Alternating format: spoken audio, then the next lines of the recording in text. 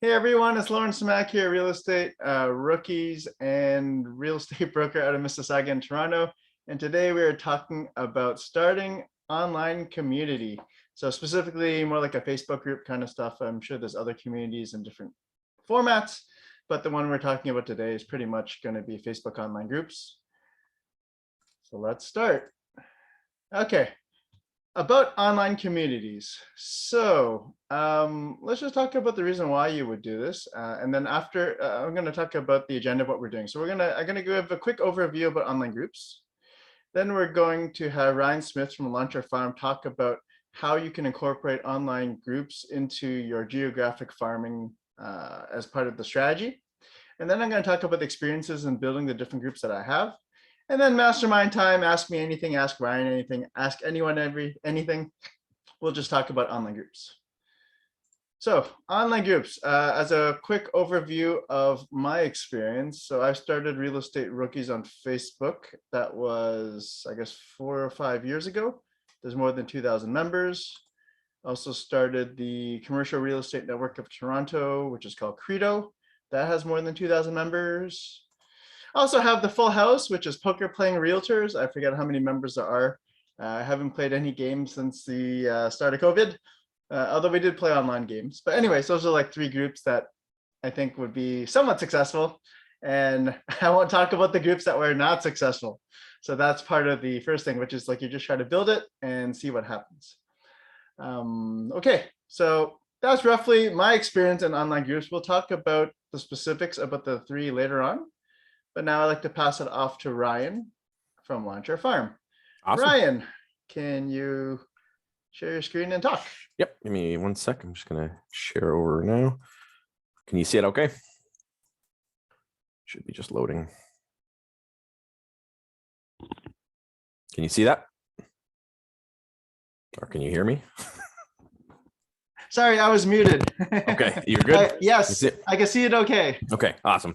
Perfect. So thank you, Lawrence. I appreciate you having me here. And I'm going to share 5 best uses for Facebook groups, specifically around geographic farming, but also you can use this in community-based marketing. So whether you're doing a specific geographic area, you can be using these in your community, in your neighborhood, or even your whole town or city where you're working. But these strategies are ways you can use Facebook groups in a different way than most people think about using Facebook groups. A lot of times we're on buy and sell groups and community groups and things like that, but we're going to share how we can tie it to real estate, but also the community itself. Hold on, Ryan. Can you give a quick introduction about yourself and where you're from?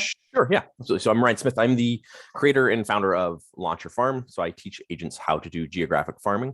I really love and am passionate about creating hyper-local marketing, hyper-local experiences, and really community-based geographic farming.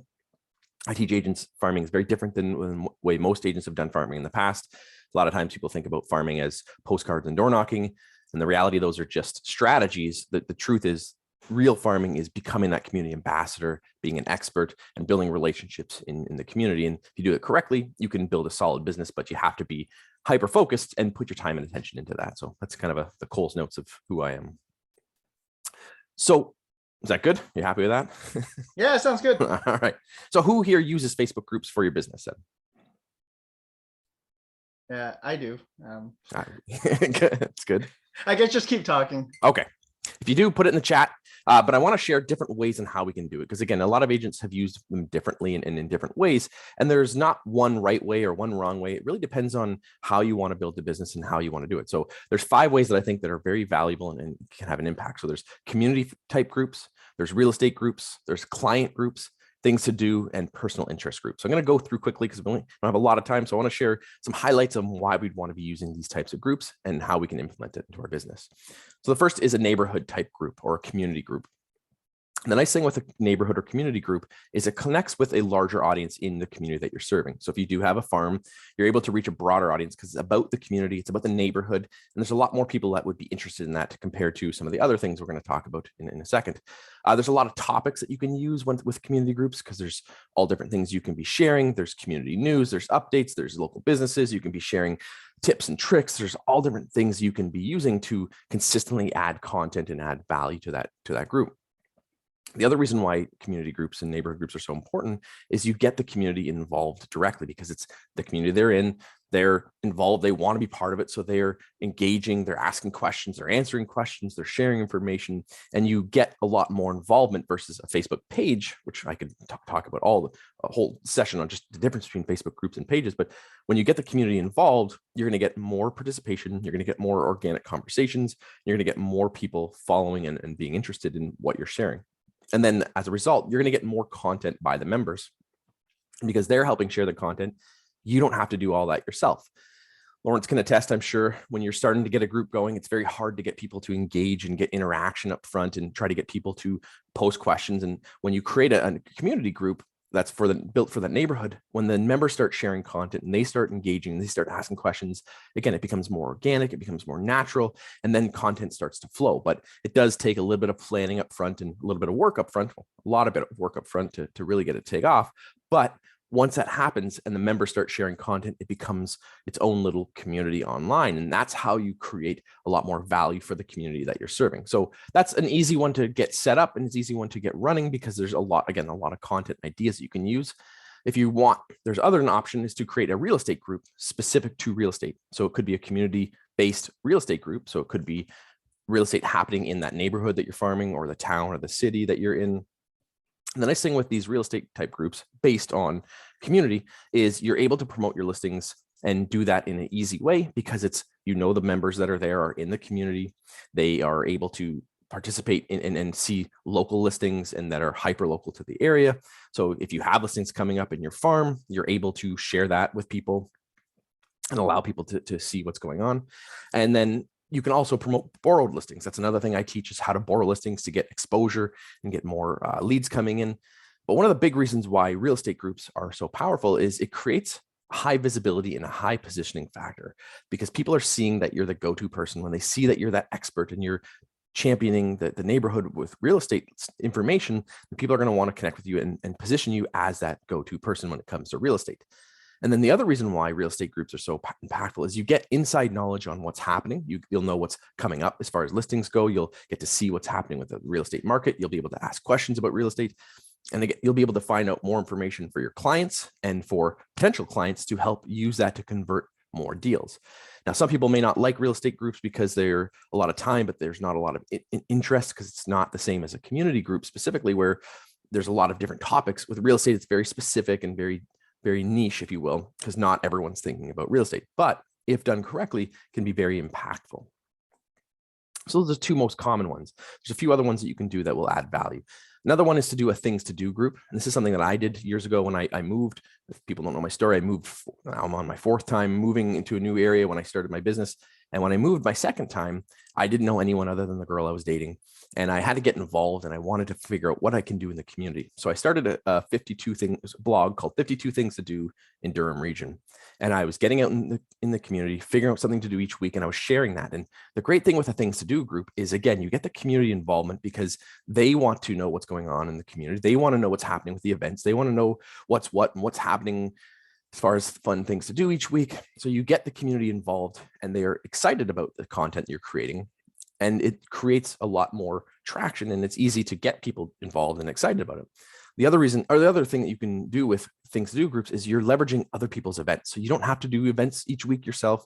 You can leverage events that are already happening and you can share them. And that gives you easy content and instant content, if you will. The one thing you do have to remember with that though, is there may be certain times of year where you have more events. Summer tends to have a lot more events going on in the wintertime. So you have to make sure that you're going to have consistent content. So you have to make sure you pace yourself and make sure you're getting enough exposure that way as well. Another reason why things to do groups are so powerful is it gives you visibility and positioning in the community as well. So that's a big part of what I teach with farming is getting out there and positioning yourself as that expert. When we're being seen as the person who's connected in the community and sharing what's going on, what's happening with businesses and events and things that are happening in the community, you become that ambassador and that expert very quickly. And I can tell you my own experience, it happened very quickly. Within a couple months, I started being seen as the expert. I got invited to events. I started getting businesses reaching out to me, and it was a really impactful and a quick transition for me to become that expert and ambassador. And then lastly, with things to do groups, it's a great way to connect with businesses and add value to them. And if anyone's ever seen me speak or done any of my training, you know how important I think businesses are, especially small businesses.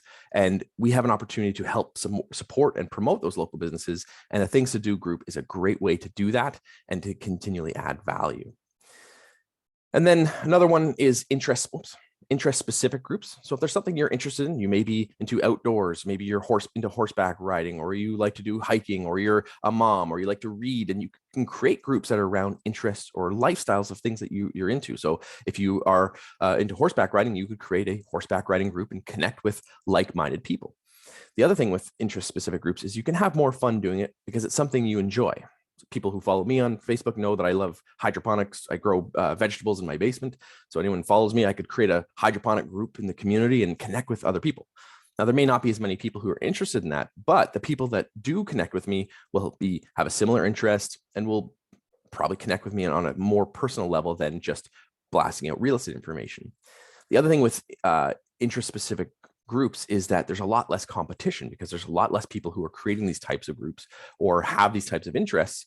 So you're going to be able to find, again, more like-minded people with less competition or less people trying to fight for that same attention. Like Lawrence's poker group, there's probably less people in a poker group, but more people who are serious and interested about poker than, say, just general real estate.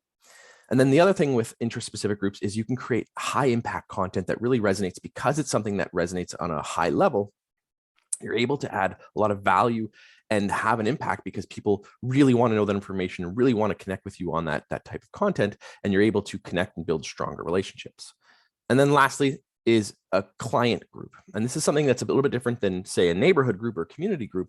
But what it is a group specifically built around your clients or your sphere. And you are able to add value to these people on a more personal level. And it's great because you can generate more referrals because it keeps you top of mind. You're connecting, you're adding value to people, you're building relationships with people, and it's taking it past just a transaction.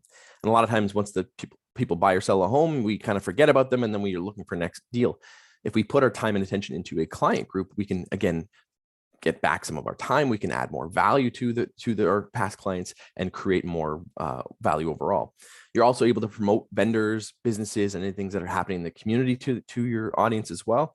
And the nice thing with this is it keeps you top of mind for the long haul. If you do it right and you add a lot of value, if anyone's ever watched my show, I've had a number of people who've done these types of things, and they say it's super impactful because they are creating value consistently, and it's not just real estate specific, but they are able to create a more intimate kind of relationship with their clients past the transaction. They're able to share videos and content and giveaways and just value overall. And it really helps, again, get more business and generate more referrals. And then it adds value overall to your database. So if it's exclusive and people want to be part of it and it becomes a good thing, people are wanting to become a client. People want to stick around and they want to be part of that group because they know there's value added to them.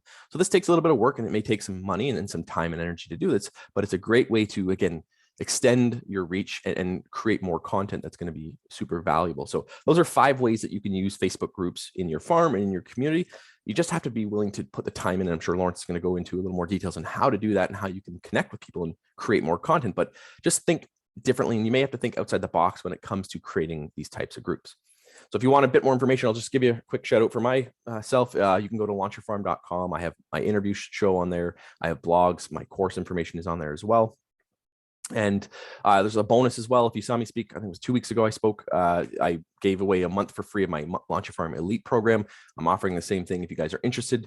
It's 1 month for free. It's a monthly training program. We got live webinar. We have a workshop. We've got monthly challenges, marketing cheat sheets, a bunch of giveaways, a bunch of content. And it's absolutely free for 1 month. You can try it, see if you like it. You can stick around. If you don't, I won't be offended. And there's a bunch of content in the library. You can go back and watch that as well. So I'll put the link in the chat right now and you can check that out. And it's basically 1 month for free. Just use the discount code rookies at checkout and you can check that out. And again, you'll get the month for free. Make sure you use that at checkout. So other than that, I'll open it back up. Lawrence, you're going to take over and then we'll answer some questions at the end. Sounds great. And also, if you guys like, there is a boot camp that Ryan also runs to launch your own farm. That one, you want to tell us about that? Because I've been in that and it's actually quite good. Awesome. So yeah, that launches on Thursday.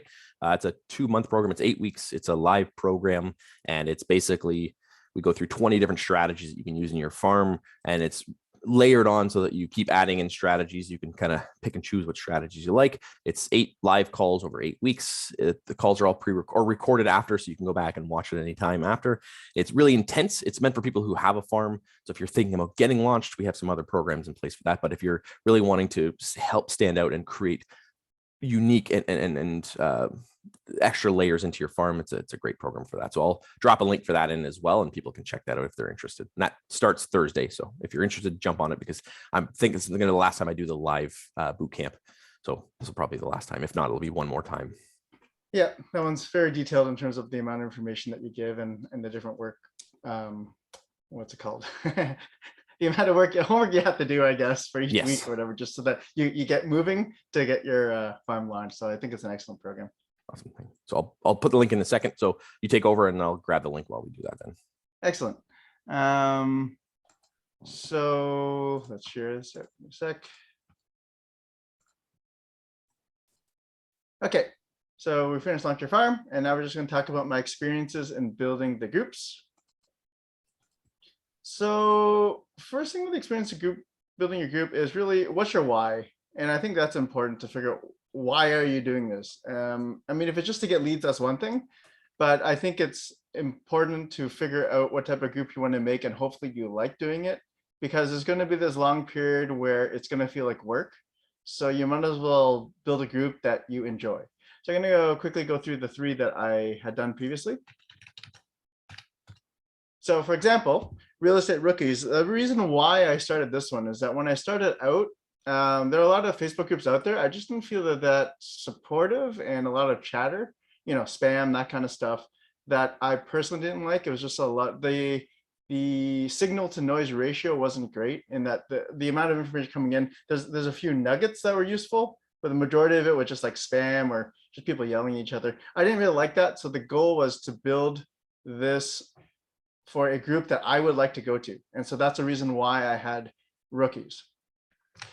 Second group, for instance, the Commercial Real Estate Network is sort of the similar issue. All the commercial real estate groups that I was in were pretty much like a spam fest. Everyone's just like, listed, whatever, just for sale, whatever. And then it's just like this long stream of crap for sale that it was hard to figure out what was good and what was not. And so the main goal of this one was to bring together all the commercial realtors in Toronto. With both those groups, they're only realtors only. Actually, all 3 of my groups are realtors only. And the main reason is because I felt there were a lot of like lawyers, mortgage people, secondary people that were in the industry but weren't actually realtors. And they added a lot of spam, because typically they're people who wanted the business from the realtors. And so they're in there and they're just, bothering people. So I didn't really like that, which is why I made this realtors only in terms of the Commercial Real Estate Network group.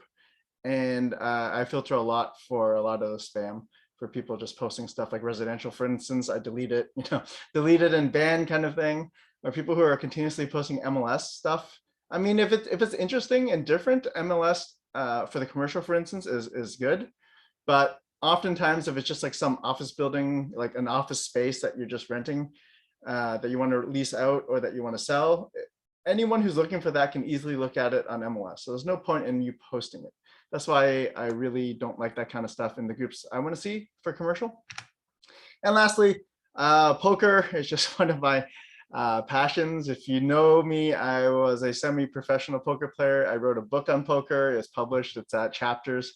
So I'm quite good at that game, and I like playing poker. And so the idea was to get together with a lot of realtors and just, talk shop and drink and play poker. That was really the idea. Pre-COVID, we usually did that about once a month. It was fun. During COVID, we tried online a couple times, not very successfully, because it's online and it's COVID. But that was a fun thing that I thought. But that was the main goal of this one. It's just more, again, the why. It's just I like playing poker, and so that's why I had it come together. But it's not like I did any of these 3 to get leads, especially if you're in the GTA, which is what I try to tell a lot of rookies and other people. It's more difficult to get leads inbound. It's not impossible, but it is more difficult. Like for example, if you're out of like Mississauga, you would drive, let's just say, I know of agents that do drive, 2 hours west, north, and east, right? You go to like London, Collingwood, Peterborough, whatever it is, to do a listing. So the chances of somebody out there who also wants to drive into Toronto or closer is very high. And there's already, 66,000 to 70,000 members already in Toronto, that the chances of getting an inbound lead, I think, is very low, but it is not impossible. So building it just to get the inbound leads, I mean, unless you're doing an international group, I think it's going to be difficult. It's up to you. But if you have a niche in some specific area, way out in wherever you are, I think maybe there's a higher chance to build an online group that way.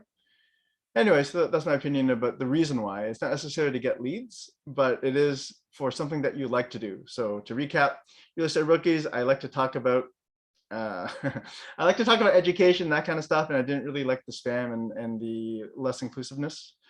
The commercial was because I didn't really like all the spam and the things that people were talking about for commercial. I'd rather have it very specific and only agents and not other vendors. And poker, I just like poker. So that was the reason why I did it. So this is your why. Next question, getting members. So the way I got members here, it's different. I mean, once you know your why, you have an idea about who your avatar is, which is your target people that you want to have in the group. For me, it was realtors. So it was a pretty easy progression. It was pretty much anyone who was a realtor that was my friend, I would add them to the group. If they didn't like it, they would leave the group. Otherwise, that's the way that I did it. And eventually the people who didn't want to be there left, and the people who want to stick around, they sticked around. So that was the way I did it. It's slightly different if you're trying to go for the general public, but if you're going for realtors, like that's the way you would do it. If you're trying to get all your clients in there, which I've thought about, but I probably don't think would work for me. But having like a Facebook group with just your clients, you would just invite all of your clients, bring them in there, and then have enough. I think that usually would work if you have enough clients that it doesn't look very dead.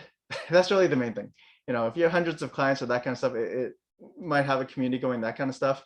But if you have, 20 clients or something, you put them in there and like one of them talks, it might get dead quick. And that brings me to the third one, which is critical mass. And that's a difficult one because, again, I haven't talked about the groups that have failed because you don't see them anymore because they're gone. And that is intentional, right? Really, at the end of the day, a lot of the stuff is trial and error. You don't really know. So you start the process, you start building, and then you see where it wants to go. If you have the perseverance to keep going because you like that type of group, then you keep going.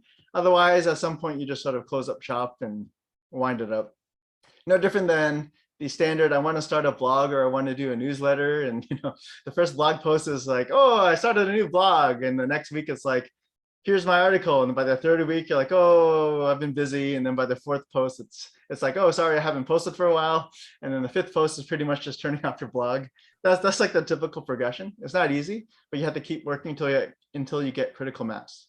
And critical mass sorry, what was that? Can I add to that, Lawrence? Yes, please.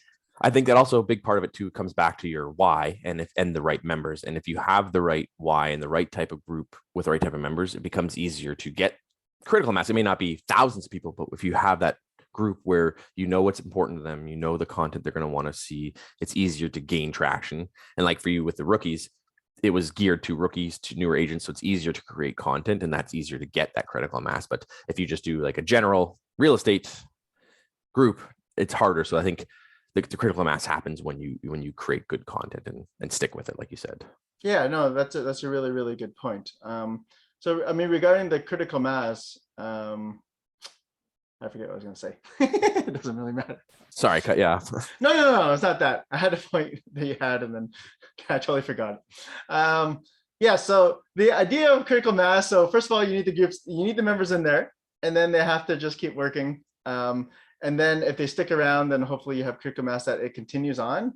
It's very difficult to be like a Lawrence Mack group where I'm continuously posting, and all you see is my posts.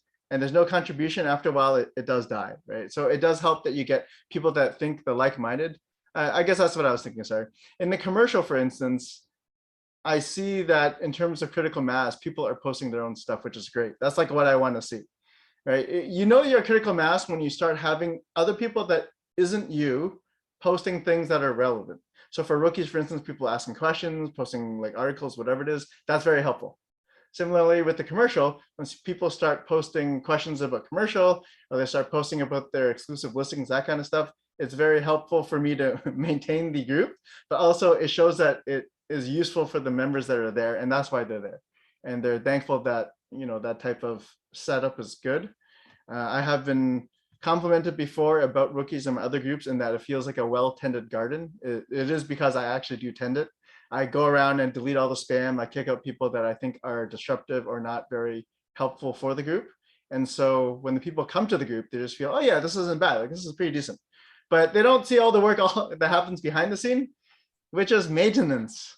Once you get to a certain point, it helps to have moderators to do that. But the things that I do, for example, with maintenance would be to vet the members coming in. I have to delete all the spam and all the inappropriate type of posts. And I have to look at the posts continuously on a day-to-day basis just to see if people are posting things that are inappropriate so that I could quickly nip it at the bud and just get rid of it. So that's the kind of maintenance that I do. And it is helpful after a certain point to have other like-minded people that will help you with that, such as moderators or other admins. And then they have the same power to delete comments or, ban people, that kind of stuff. And lastly, beside maintenance, is just the reward. I have gotten leads, I have done deals from people who are referring inbound, whether it's commercial or it's through real estate rookies, and they want to refer into Toronto. So I'm not saying it doesn't happen. I'm just saying that when you hear a lot of referrals online where like, oh, it's great, I either make this group and bam, bam, bam, bam, I get these leads, or, online groups are great because I get all these leads. It's sort of like, oftentimes, majority of the times, in my opinion, it's outside the GTA. I mean, depends on what you want to define as the GTA or the greater GTA, whatever it is. But oftentimes it is out of the GTA, and that's okay because like they have their own niche, and it's like, oh, I don't know, which client is in which realtor is like in Kenora or something like that. It's like, I don't know that many. If one person puts their hand up, they probably get the business. But for Mississauga, Toronto, Oakville, or something, it's like, yeah, I put my hand up. There's like 1,000 other realtors who put their hand up, and then 2,000 other ones who didn't see the first post, and then 20 minutes later put their hand up. There's a lot of people. So in terms of the leads, I think it's difficult for a realtor group. But if you're the ambassador in that community, you might be the only realtor, especially if you're doing something useful. And it's not just listed, just sold, open houses, that kind of stuff. If you're actually contributing to the community and then occasionally putting in your real estate stuff, I think that helps. Or if you're welcoming to other realtors and say, hey, it's okay if you post your open houses and just listed, that's okay too, as long as you curate it, like you vet it and make sure it's all right.